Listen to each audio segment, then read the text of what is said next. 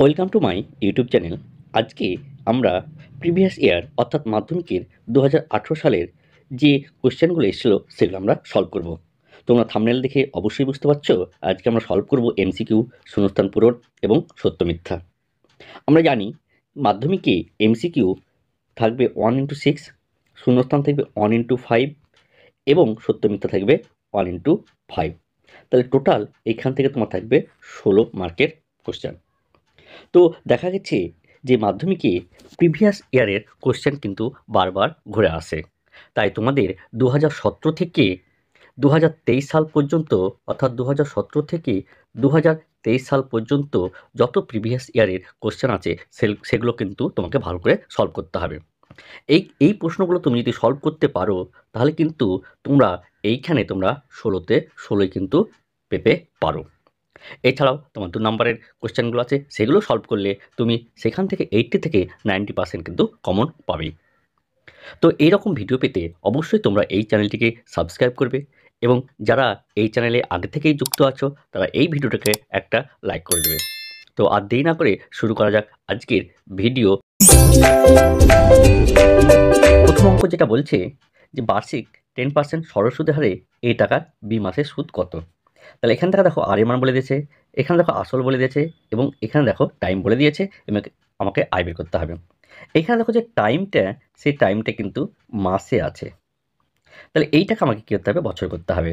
আর বছর করতে গেলে আমাদের কত হবে? বি সমান কত হবে? 12/b/12 হবে। তাহলে আমরা সূত্র কি জানি যে আই সমান কত? PTR/100। তাহলে এখানে পি মানে কত? এ, এখানে টি মানে কত? b/12 এবং এখানে সুদ কত? 10, অর্থাৎ সুদের হার, আর বাই কত হবে? 100। তাহলে এটা কত হবে? 10। তাহলে আমার কি দাঁড়ালো? এবি বাই কত? 120। তাহলে আমার দেখো বি নাম্বার যেটা অ্যান্সার সেটা কিন্তু আমরা পেয়ে গেলাম। তাহলে এইভাবে আমরা মাধ্যমিকের যে এমসিকিউগুলো আছে সেই এমসিকিউগুলো আমরা করব। দ্বিতীয় নম্বর অঙ্কটা কি বলছে যে এক্স ভ্যারিজাস ওয়াই। দেখো আমরা যদি খুব সহজভাবে বুঝি তাহলে এক্স ওয়াইয়ের সাথে কি আছে? সরল সম্পর্কে আছে। তাহলে এক্স যেভাবে বৃদ্ধি পাবে ওয়াইও কিন্তু সেইভাবে বৃদ্ধি পাবে। কিন্তু আমরা 1 নম্বর অপশনটা দেখো, এক্স যেভাবে বৃদ্ধি পেয়েছে ওয়াইটা কিন্তু সেভাবে বৃদ্ধি পাচ্ছে না। বি নাম্বারটাও কিন্তু সেম একই, সি নাম্বারটাও একই। দেখো একমাত্র যেটা ডি নাম্বারটা আছে সেই ডি নাম্বারটাই কিন্তু এক্স যে হারে বৃদ্ধি পেয়েছে ওয়াইও সে হারে বৃদ্ধি পাচ্ছে। তাই এখানে আমাদের এই ডি নাম্বারের অপশানটা কিন্তু হবে। এবার 3 নম্বর অঙ্কটা কী বলেছে সেটা দেখব। এইখানে দেখো বলছে যে এবিসিডি বৃত্তস্ত চতুর্ভুজের এ কোণ সমান 100 হলে সি কোণের মান কত? তাহলে আমরা যে ছবিটা আঁকি তাহলে এটা বৃত্ত, তাহলে এটা কি হবে? তোমার বৃত্তস্ত চতুর্ভুজ, যার নাম দিলাম এ বি সি ডি। এই কোণটা কত বলছে? এটা বলছে 100। তাহলে দেখো আমরা জানি যে বৃত্তস্ত চতুর্ভুজের যে বিপরীত দুটো কোণের সমষ্টি সর্বদা কত হবে? 180 ডিগ্রি কিন্তু হবে। অর্থাৎ এই নিয়ে কিন্তু একটা উপপাদ্য আছে, যে উপপাদ্যটা কিন্তু তোমাদের এই বছরে কিন্তু একটা ইম্পর্টেন্ট উপপাদ্য হতে পারে। তাই দেখো যদি এই কোণটা 100 বলে তাহলে এই কোণটা কত হবে? আমরা 180 থেকে আমরা কি করবো? 100 বাদ দেবো, তাহলে কত পাবো? 80। দেখো সি নাম্বার অপশানটা কিন্তু আমরা পেয়ে গেলাম। তাহলে আমরা এইভাবে এই অঙ্কটা এমসিকিউটা করব। তাহলে অবশ্যই এরকম ভিডিও পেতে এই চ্যানেলটিকে সাবস্ক্রাইব করবে আর এখনই তোমরা এই ভিডিওটাকে একটা লাইক করে দাও। এবার দেখো 4 নম্বর অঙ্কটা কী বলছে দেখব। 4 নম্বর অঙ্কটা দেখো কী বলছে। 4 নম্বর অঙ্কটা বলছে যে 7 পাইয়ের ষষ্ঠিক পদ্ধতিতে মানটি কত? অর্থাৎ 7π/12 এর ষষ্ঠিক মান, অর্থাৎ আমরা জানি পাই সমান কত? 180। তা আমরা কী করবো? এই পাইয়ের জায়গায় কী করবো? 180 বসিয়ে দেবো। আর এখানে কত আছে? 12। তাহলে আমরা জানি 12 পূর্ণ কত? 180। তাহলে 7 পূর্ণ কত? 105। তাহলে দেখো এই বি নাম্বার অপশানটা কিন্তু আমরা পেয়ে গেলাম। তাহলে দেখো আমরা কিভাবে সহজ পদ্ধতিতে আমরা মাধ্যমিকে এমসিকিউগুলো করতে পারি। এইখানে তোমাকে কোনো কিছু লেখার দরকার নাই, শুধুমাত্র তোমরা ক্যালকুলেশন করে মানটা বের করে নেবে।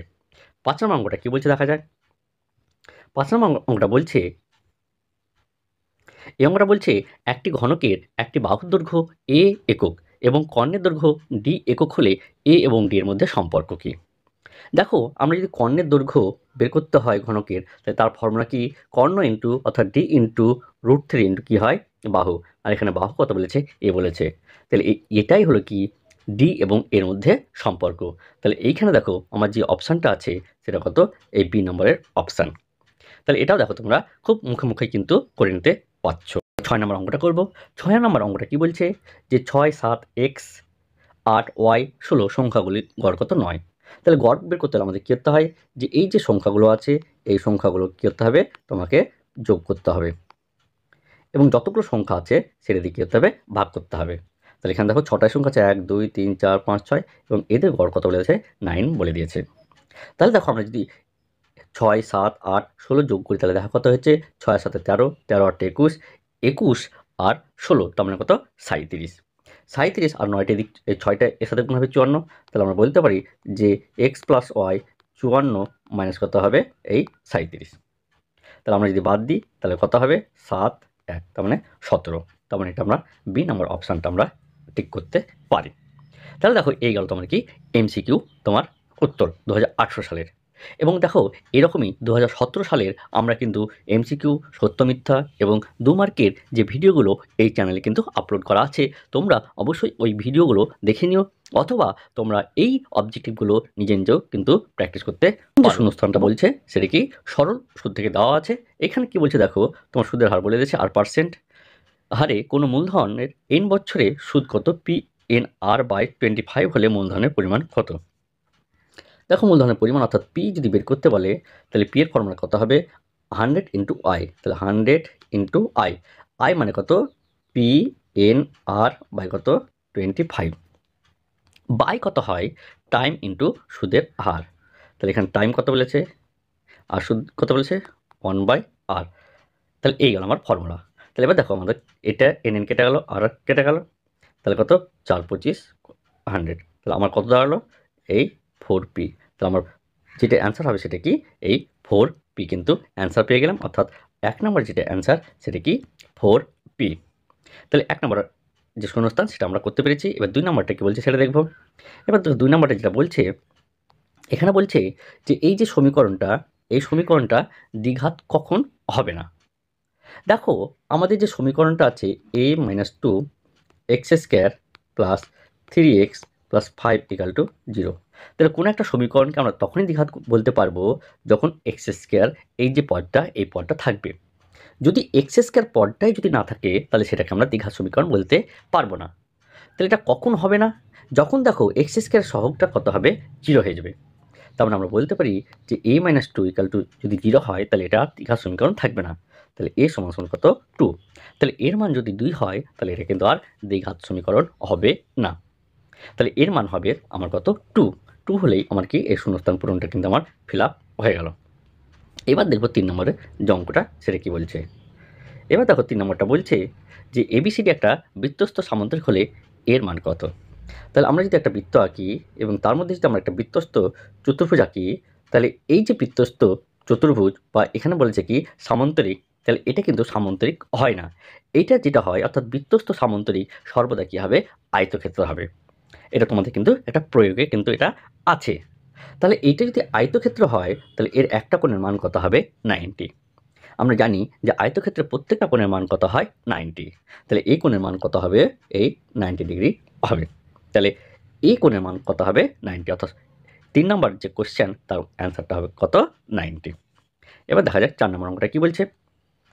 4 নম্বর অঙ্কটা বলছে যে tan 35 tan 55 = কত, এই সাইন থিটা হলে থিটার সর্বনিম্ন মান কত। দেখো এটা পূরক কোণ থেকে দিয়েছে, তাহলে tan 35 যে পূরক কোণ সেটা কত হবে, এই cot 55। আর এখানে কত হচ্ছে tan 55 = কত, সাইন থিটা। এইবার দেখো এই দুটো কিন্তু একে অপরের অনন্যক, তাহলে এর যে মান হবে সেটা কিন্তু 1 হবে। অর্থাৎ cot 55 ইন্টু tan 55 এর মান কত হবে, 1। তাহলে 1 সমান কত, সাইন থিটা। এবার দেখো সাইন থিটার মান যদি 1 হয় তাহলে সাইনের মান কখন 1 হয়, যখন সাইনের মান 90 ডিগ্রি হয় তখন কিন্তু আমার অর্থাৎ সাইন থিটা যদি 1 বলে তাহলে এটাকে দেখো আমরা লিখতে পারি সাইন থিটা = কত, এই সাইন 90। তাহলে আমরা এখান থেকে বলতে পারি থিটা সমান কত, এই 90। তাহলে এখানে থিটার মান যেটা হবে সেটা কত হবে, এই 90। তাহলে এইভাবে কিন্তু অঙ্কগুলো করতে পারি।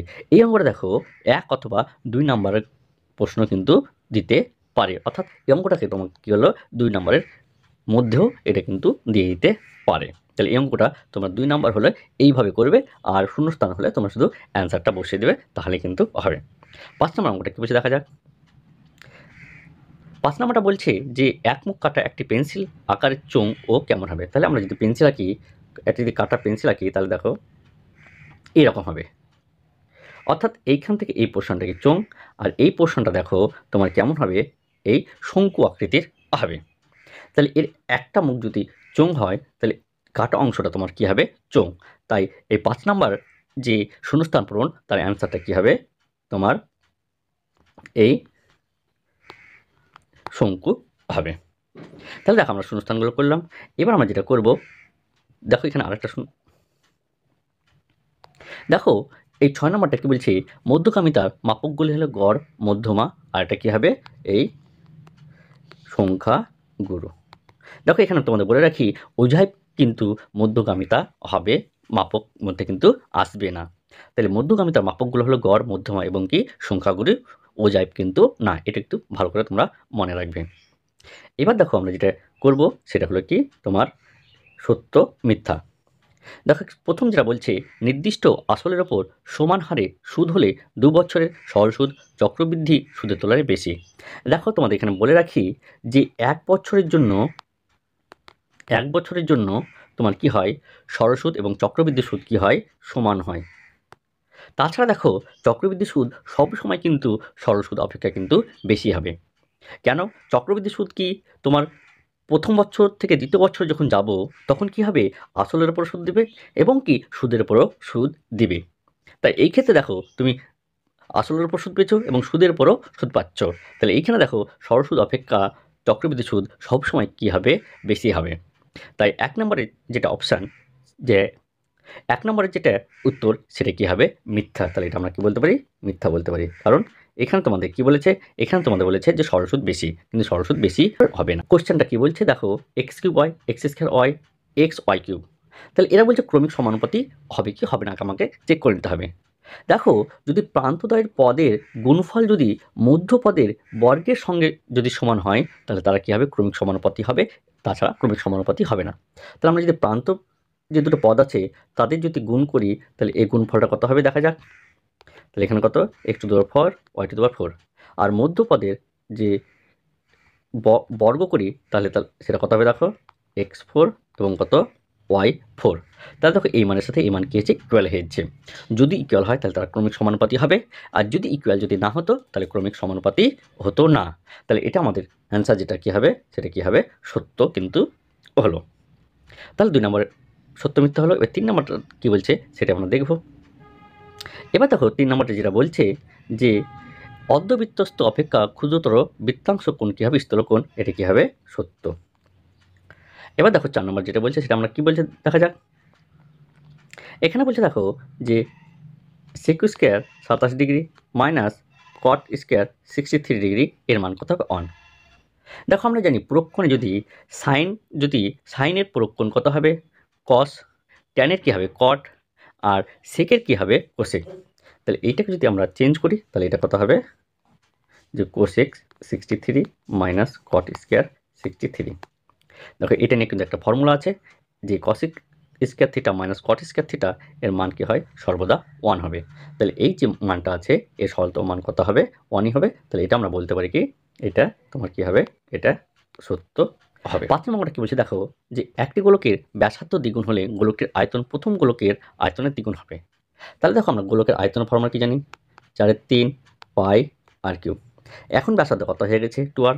তাহলে আয়তন কত হবে, 4/3 পাই 2r কিউব।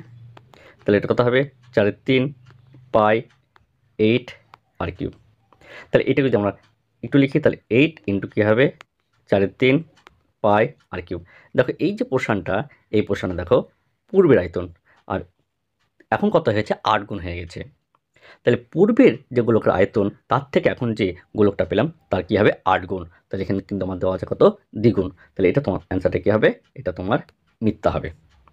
তাহলে এবার দেখো এই 6 নম্বর অঙ্কটা কি বলছে, যে এখানে চাইছে যে এটা বলে দিয়েছে যে এর সংখ্যাগুরু মান কত হবে 3। এটা সত্য না মিথ্যা আমাকে বের করতে হবে। এইখানে দেখো যা সংখ্যাগুরু বলতে কি বুঝি, যার পরিসংখ্যা সবথেকে বেশি হবে সেটা হবে তার কি সংখ্যাগুরু মান। তাহলে এখানে দেখো তোমার পরিসংখ্যা 7 সবথেকে সর্বাধিক, তাহলে 4ই হবে কি এর সংখ্যাগুরু মান। কিন্তু আমাদের প্রশ্নে দেওয়া আছে 3 হবে সংখ্যাগুরু। কিন্তু এটা আমরা কি পেলাম, তাহলে এটা আমরা পেলাম মিথ্যা। তাহলে এই ছিল তোমাদের 2018 সালের তোমার এমসিকিউ, শূন্যস্থান পূরণ এবং সত্য মিথ্যা। তাহলে এই ভিডিওটা যদি ভালো লেগে থাকে তাহলে অবশ্যই এই চ্যানেলটিকে সাবস্ক্রাইব করবে, লাইক করবে এবং শেয়ার করবে। পরবর্তী ভিডিওতে আবার তোমাদের সাথে দেখা হবে। Bye bye.